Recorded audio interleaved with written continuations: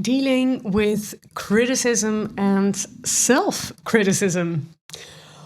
Criticisms can really ruin your day, and if you're very much into self-criticism, you will get the confirmation that you're doing it all wrong. And sometimes that feeling can really stay, and for me to say that you are not your thoughts is very easy of me to say, but it is really true. And sometimes I can just feel so bad, and I'm thinking, why am I feeling bad? And then it's most of the time because of that, because of those thoughts.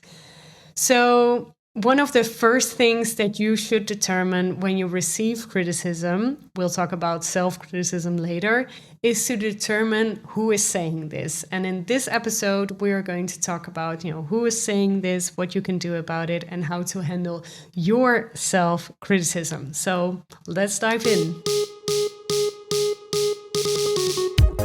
This is Big Business with Sarah, the podcast for entrepreneurs who want to continue building their business and understand you should never stop learning.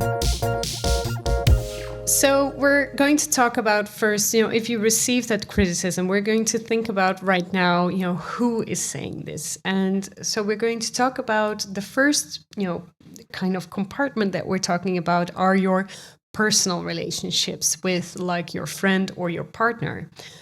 I want you to try to figure out what the critique exactly is and be open about how that makes you feel. And just for the record, I am not a life coach or relationship coach, but just from my general experience, life experience, I can say this.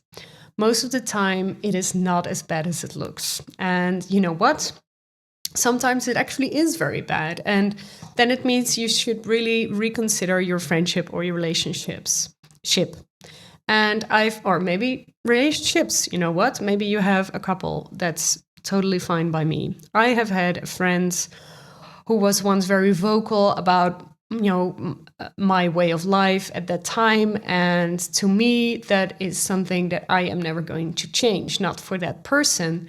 So that friendship doesn't need to be saved, right? So, and I'm also friends, for instance, with people who are, for instance, completely politically at the opposite of what I believe is, the right way. And, we're best friends forever and we agree to disagree.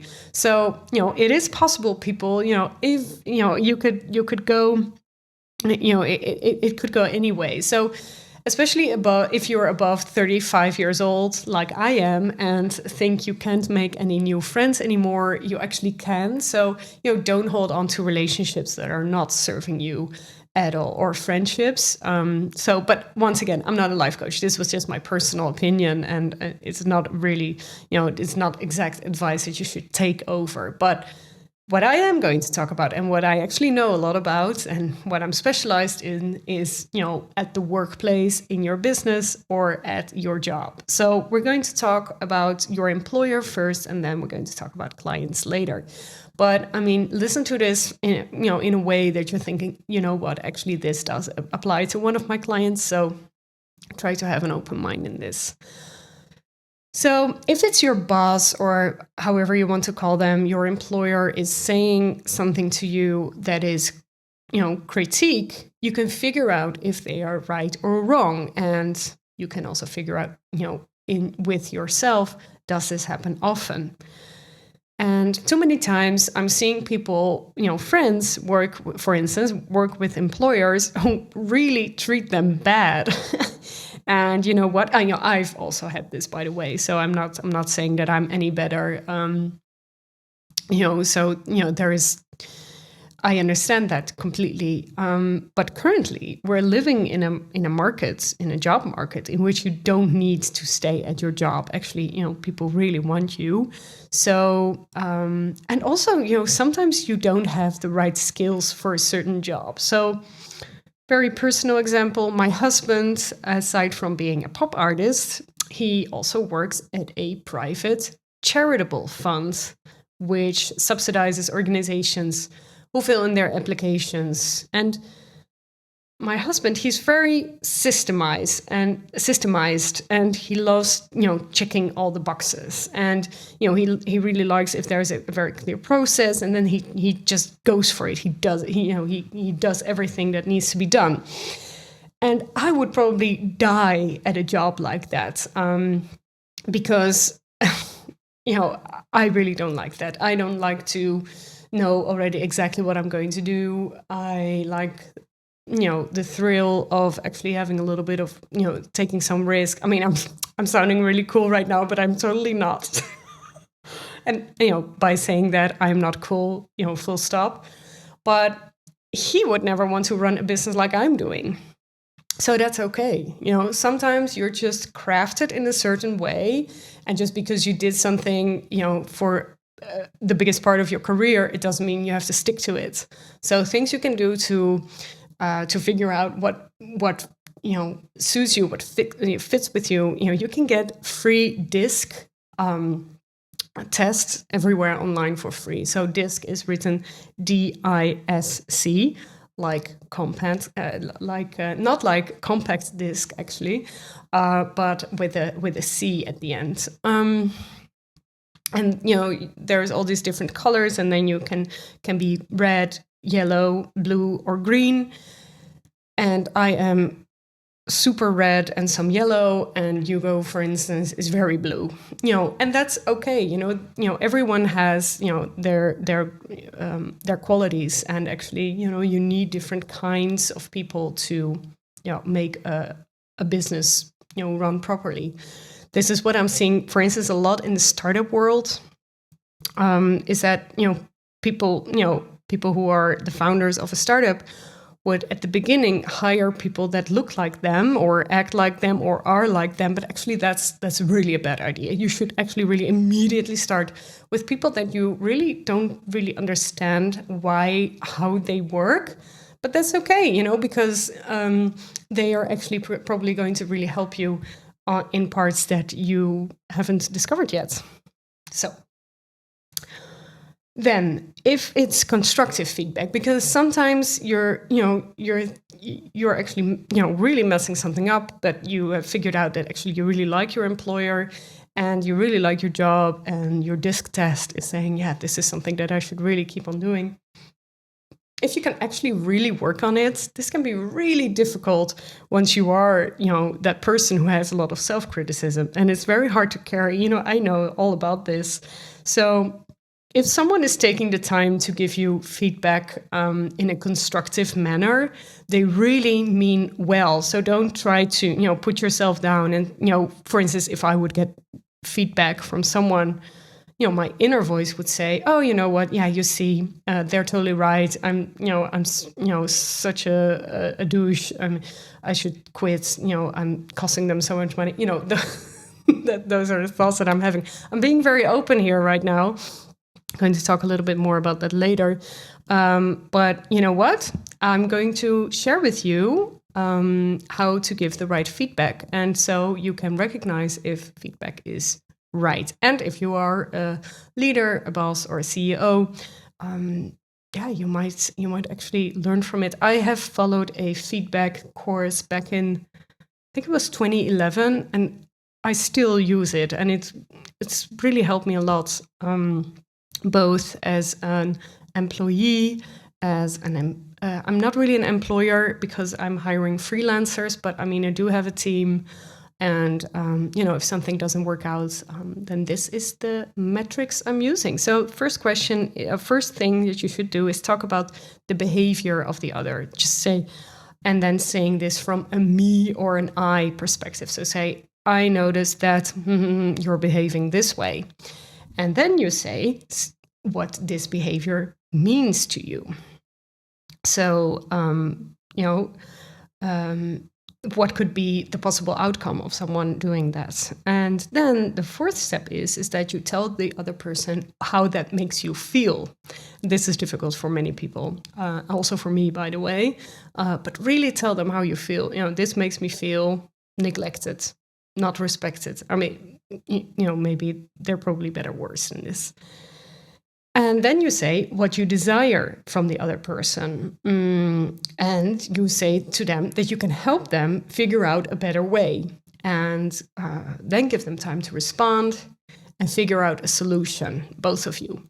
So, for instance, I've heard a story from a great leader, and they were actually, instead of saying, you know what, you did a very bad job, they were saying, you know what, the past few weeks I've noticed that you weren't on time, and you know, for a couple of days, and you're not meeting the deadlines, and it's, you know, it's not going very well. Can I offer you something? Is there something I can help you with?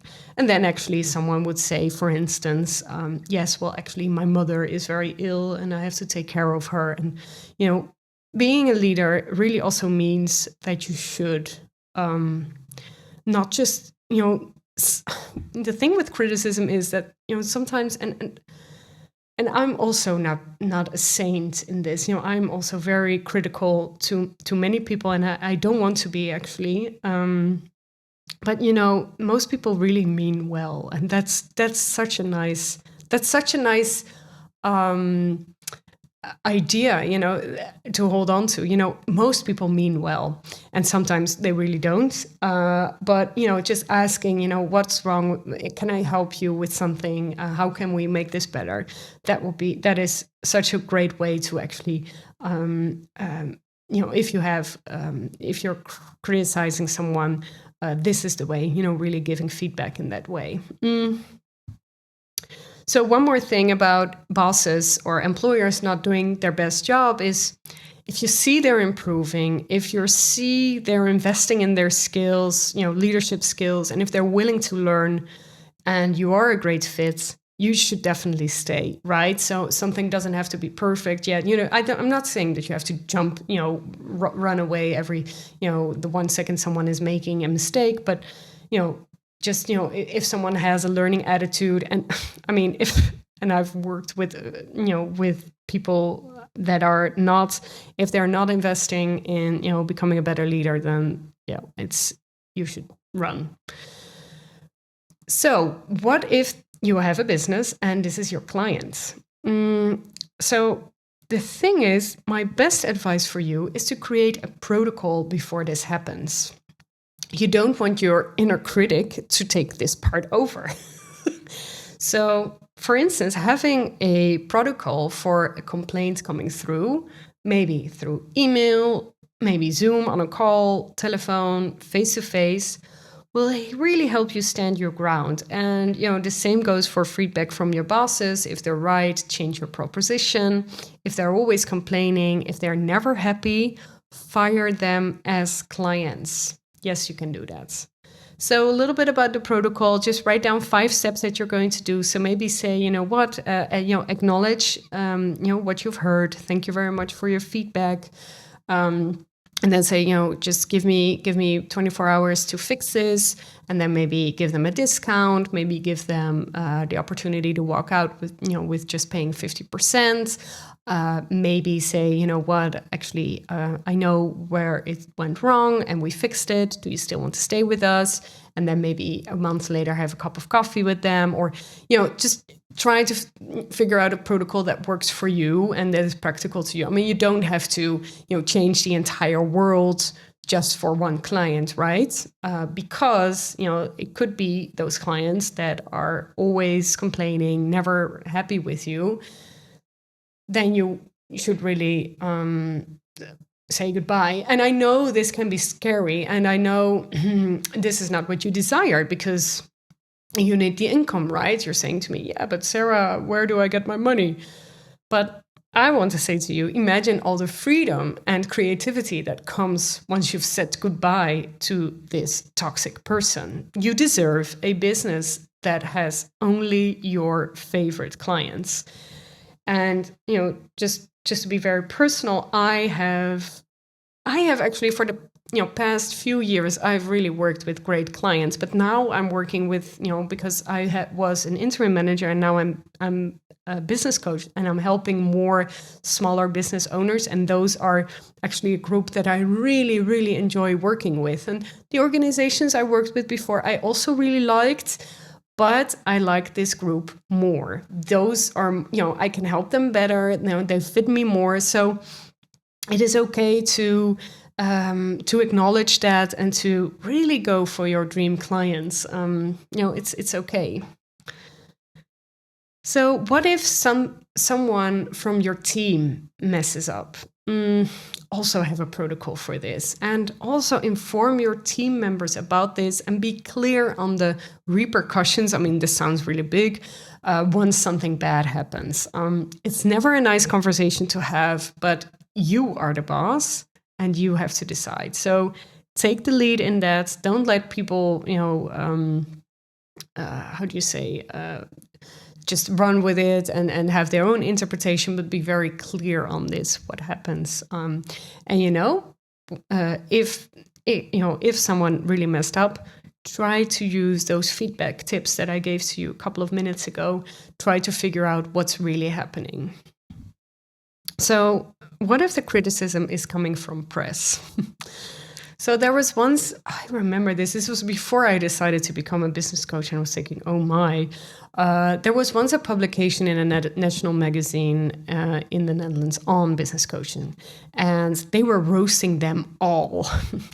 And so many of those women mentioned decided then and there not to care too much, because this was clearly an article made for the thrill, right? These journalists didn't really care about, their real story. And so my advice to you is, if this happens to you, you shouldn't either. You shouldn't care too much. I mean, if there's really something, if you've really done something really, really bad, and, if you committed fraud or whatever, okay, yes, reconsider your business model and, turn yourself in. But most business owners don't, especially, if you're listening to this, I don't believe, if you are having bad intentions, you would take the time to listen to this up until this point. But something I learned also from politics is, don't make it bigger. It will go away. So try to refrain from responding. This is very difficult. But please, I've seen so many car crashes that, got even worse because of this. All right. And now let's talk about your inner critic. And I'm getting a little bit personal right now. So, for instance, I never noticed it before, but I actually have a very vivid inner critic inside of me. And I'm currently going to a therapist, for a couple of months now, to help me make that inner critic voice a little bit more gentle. And so the interesting thing about this is that I never noticed I had an inner critic. It was actually my friends who told me. And I was also judging others a lot, and I didn't like that. I didn't like to do that. So if you are maybe also judging others, you might be probably also judging yourself too. And maybe you want to do something about this, and maybe you don't. It's fine. But if you do, what I did is went to see a doctor and see if they could help me, because actually I was thinking, actually I should do something about this, because I want to be, for instance, also a great coach. And so, I also have to work on myself. So it's not a very nice process. I'm going to be very honest about this, but I'm actually very happy that I'm doing it. And I just want to say, also here, loud and out and proud is that it's okay to get help. So that's something that I wanted to say about your inner critic, and things that you can do is to really notice, if you're having, a bad feeling, if you're feeling very low, what are you saying to yourself? Are you saying to yourself, yes, I can do this? Or are you saying to yourself, I'm miserable, I deserve this? So, try to figure out, what are the things you're saying to yourself? And, if it doesn't go away, go get that help. For me, it has really, changed my life. Has it changed my life? I don't know yet. I will get back to that. But So that was the episode. We talked about self-criticism. We talked about criticism from your boss, employer, press, etc. Thank you so much for listening. My doors are currently open for new clients. My 3-week intensive is open right now. And also in 2 weeks, you can pre-order my February's mastermind. And you can also join Groundbreaking, my new workshop priced at only €11. Thank you so much for listening and hope to see you next week.